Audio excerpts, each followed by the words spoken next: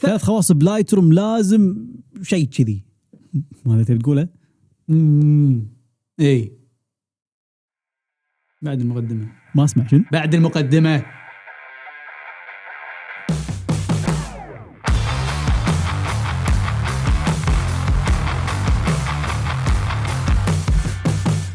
السلام عليكم، معاكم راشد الصدي اي راشد ألفا، مصور من الكويت. واحدة من هالخواص الثلاثة كانت إضافة جديدة للبرنامج لايتروم، وما أقدر أشدد إيش كثر هذه الإضافة سهلت علي التعديل. راح أشرح ال3 خواص مع الخطوات اللي أنا أتبعها واستخدمها أثناء تعديل الصور. أول واحدة فيهم ماسكينج أو القناع.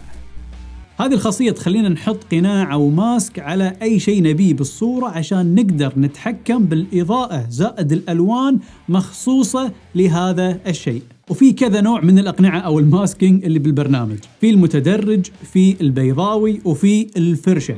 قبل كنت أختار الفرشة وأبدي أحدد موضوعي عشان أزيد إضاءته بروحه، أو أعكس هذا القناع عشان يصير كل شيء محدد ما عدا الموضوع اللي أنا أبيه عشان أقلل إضاءة الأشياء اللي حوله. الغاية من هذا أني أزيد التركيز وأركز على موضوعي بالصورة، وأمنع العين أنها تروح حق أي شيء ثاني ممكن يشتت عن موضوعي. ولكن الحين لايتروم ضافوا خاصية جبارة، يا رب يكثروا من هالأشياء، ألا وهي Select Subject. شفتوا حصة الرسم اللي سويتها قبل شوي؟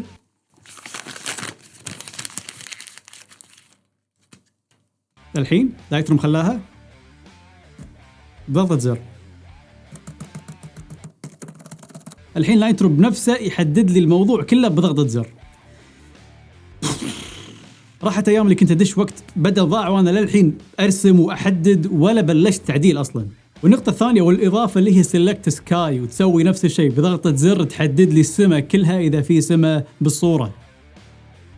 فلايتروم راح يحدد لنا هالأشياء، الموضوع أو السماء، وإحنا بالتالي نقدر نعدل الإضاءة بكل شيء بسهولة وبسرعة بدل ما نقعد نرسم ونلون وشيء غلط شيء صح. الحين بضغطة زر أمورنا طيبة ولله الحمد. ثاني خاصية اللي هي تون كيرف، أو بسميه منحنى الإضاءة. هذا أهم شيء اللي يخليني أطلع بلوك البرودة أو الدارك أو السواد بصوري. والحلو فيه أنه أيضا موجود بتعديل الفيديو، فبكذي ضربنا عصفورين بمنحنى واحد. أول منحنى اللي هو المنحنى الأبيض، اللي عن طريقه راح نتحكم بإضاءة الصورة بحرية ودقة أكثر من لو رايح عند شادوز، هايلايت، بلاكس اللي تحت البيسك أدجستمنت أو التعديلات البسيطة. شلون؟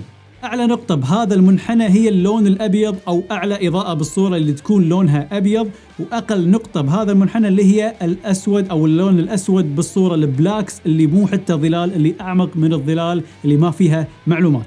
واللي بينهم كله هذا عبارة عن درجات الظلال أو الإضاءة اللي بالصورة. اللي فوق الأسود عبارة عن الظلال الغامجة، الظلال الفاتحة والمسفرة أكثر، بعدين الميدتونز اللي بالنص أو الإضاءة الوسطية، وبعد الإضاءة الوسطية أو المتوسطة عبارة عن الهايلايت أو الإضاءة المرتفعة، وبعدين آخر شيء نرجع مرة ثانية للون الأبيض أو أعلى إضاءة بالصورة. حطوا نقاط على قد ما تبون على هذا المنحنى أو هذا الخط عشان تقدرون تتحكمون بكل جزئية بالصورة من ناحية الإضاءة، بالشادوز، بالظلال، بالإضاءة، بالهايلايتس، على قد ما تبون على حسب رغبتكم. بس بشكل عام أنا أفضل أحط نقطتين، واحدة بالهايلايت فوق الإضاءة المتوسطة، وواحدة بالظلال تحت الإضاءة المتوسطة. وبعد ما أحط هذه النقطتين أبدي أقلل الظلال شوية وأرفع الهايلايت أو الإضاءة المرتفعة عشان أسوي تباين وكونتراست وفرق ما بين الظلال والإضاءات أو الهايلايتس. فشكل المنحنى بعد ما أسوي هذه النقاط وأبدي أتلاعب بهذه النقاط راح يكون على شكل سوفت اس أو حرف الأس خفيف. ومرات أرفع نقطة السواد أو البلاكس أرفعها شوية عشان أخلي فيد أو لوك اللي يصير كنا فيلم، اللي يكون اللون الأسود شبه رمادي أو رايح لونه، فيكون فيه فيد بالسواد. ثاني منحنى أتعبث فيه اللي هو اللون الأحمر أو منحنى اللون الأحمر. هذا المنحنى الأحمر إذا سحبت النقاط مالته على حسب مكانها، سواء بالظل، بالإضاءة الوسطية، إذا سحبتها لتحت راح أسحب اللون الأحمر أو الدفى بهذه الأماكن. أيضا راح تضيف لون تيل أو تركوازي أو الأزرق المخضر في أماكن اللي أنا سحبت فيها اللون الأحمر. فاخذوها قاعدة، زيد الأحمر راح يعطينا أحمر، نقص الأحمر راح يسحب الأحمر ويضيف مكانه تيل أو تركوازي. بحالتي أنا أحب أسحب النقطة مالت السواد أو اللون الأسود بالصورة، أسحبها لتحت عشان أسحب الألوان الحمراء والدفء اللي موجود بالسواد وأيضا بالظلال بالصورة. وأيضا راح أضيف لون تركوازي أو أزرق مخضر بدال هالأحمر اللي أنا سحبته. فبكذي أنا وحدت الظلال واللون الأسود اللي بالصورة وضفت لهم لون موحد اللي هو اللون التركوازي، فعطاني برودة بالصورة. وهالشيء راح يبرز لي الموضوع اللي أنا مصوره، خاصة إذا كان لونه غير لون الأزرق أو التركوازي، مثلا أحمر، برتغالي، أصفر، أخضر، whatever. إذا كان غير هالألوان راح يبرز أيضا أكثر، وخصوصا لون البشرة. آخر منحنى استخدمه اللي هو منحنى اللون الأزرق.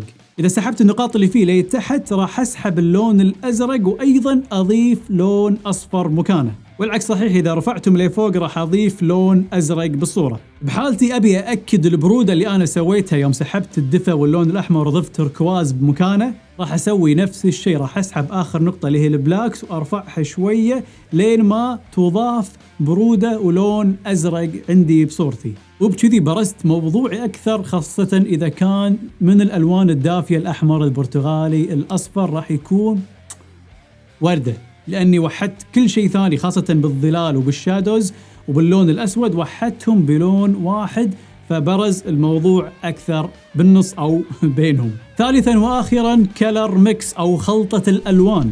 هني عاد اللعب كله والظلام الدامس ومدينة غوثام اللي بصوري وتعديلي كله تطلع هني. وسحبنا الدفء وضفنا ألوان باردة وبرودة من ناحية أزرق تركوازي بظلالنا وبالنقاط السوداء اللي بالصورة. هني أروح عند خانة الألوان الزرقاء اللي هو السماوي مع الأزرق، وأسحب تشبع أو أقلل تشبع هذه الألوان لحد ما تختفي الألوان الزرقاء والبرودة بالصورة. بكذي أحافظ على نظافة السواد والظلال عندي، فتكون ما فيها تشوهات من ألوان دخيلة مثلا أحمر، أزرق إلى آخره. أما إذا كنت أبي برودة ولكن تكون خفيفة راح أقلل تشبع الألوان الزرقاء لحد درجة تعجبني بصورتي. وأيضا هني تقدرون تغيرون الألوان من لون إلى لون، مثلا الأزرق تخلونه بنفسجي، البنفسجي تخلونه أحمر، الأصفر برتغالي، أو البرتغالي أحمر، أو الأخضر أصفر إلى آخره. فلعبوا بهذه الخانات وشوفوا شو يطلع معاكم، لأن كل صورة تختلف ألوانها فراح تعطيكم نتيجة جديدة. وبكذي خلصنا أهم وأكثر 3 خواص أنا أستخدمهم ببرنامج لايت روم. وإذا عندكم أي اقتراحات حق شروحات معينة تبونها كتبوا لي إياها تحت بالكومنتات. ونهاية الفيديو أتمنى أنكم استمتعتوا وزائد استفدتوا من هالثلاث خواص بلايت روم اللي إن شاء الله راح تحسن مستوى تعديلكم للصور. وإذا استخدمتوا هالثلاث خواص بتعديل صوركم وشاركتوهم بالإنستغرام سووا لي منشن عشان أشوف نتائجكم. بنهاية الفيديو لا تنسون تضغطون على علامة اللايك اللي راح تفيدني وتفيد هالفيديو وتخليه ينتشر لناس أكثر ويستفيدون ناس أكثر. أيضا تضغطون على علامة السبسكرايب أو الاشتراك في هذه القناة، وأيضا تفعلون الجرس اللي راح ينبهكم أول بأول بكل فيديو أنزله على اليوتيوب. وإن شاء الله راح أشوفكم في الفيديوهات القادمة، وسلام عليكم.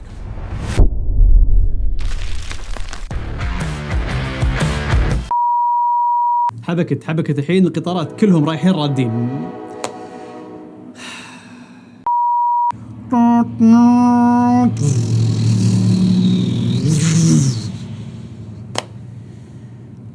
إلهي ما تطفي الكاميرا تم على USB-C وهالقطارات يروحون. قاعد أصور فيديو يوتيوب. وبكذي خلصنا أهم 3 إعدادات. شكو وإذا استخدمت